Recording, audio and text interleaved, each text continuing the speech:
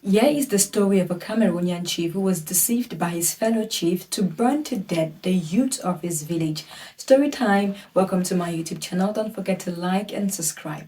So this is the story of Njinabo of Comland, who was deceived by the fun of Babessi into burning to death the young and vibrant men of his community. Now, how did this happen?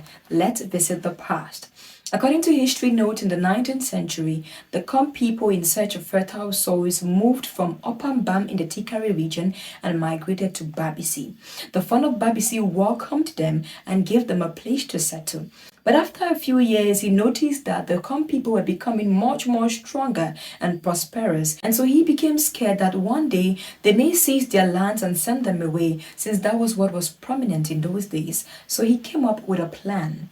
He convinced the Fon of Kom that the young and vibrant men in both communities posed a threat in their leadership and throne and may one day come to overthrow them. He suggested that two separate houses be built, each for one community, wherein the strong and vibrant men from each side will be sent into the hall designated to them, and then they will be burned to death. They both agreed on the plan, and two separate houses were built, and the strongest men from both communities were coerced into the hall, leaving just the women and children behind. But this is where the trick comes in.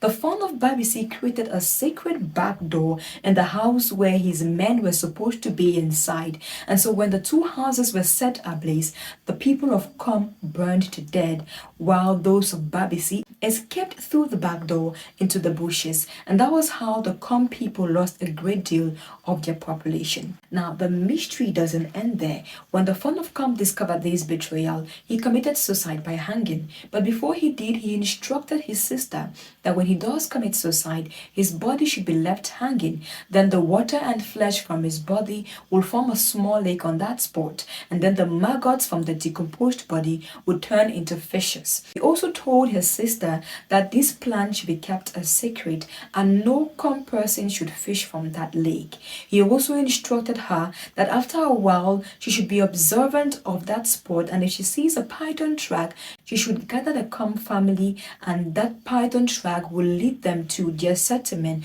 Wherever the python track ends, they should settle there.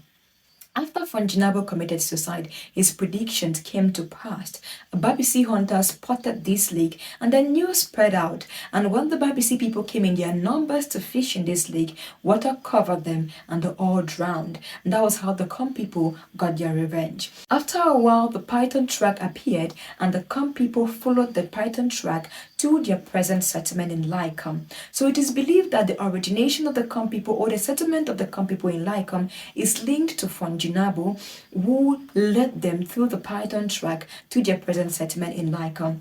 Is this the first time you're hearing the story, or have you heard it before? Have I missed out any part of the story? Let's discuss in the comment section. Meantime, for those who are wondering who the Kom people are, the Kom people are a grassroots community in Boyo division in the northwest region of Cameroon, and they speak the Kom language, and their capital is called Lycom. Their present traditional ruler is Fonze II. Please don't forget to like and subscribe to my YouTube channel for more interesting stories as this.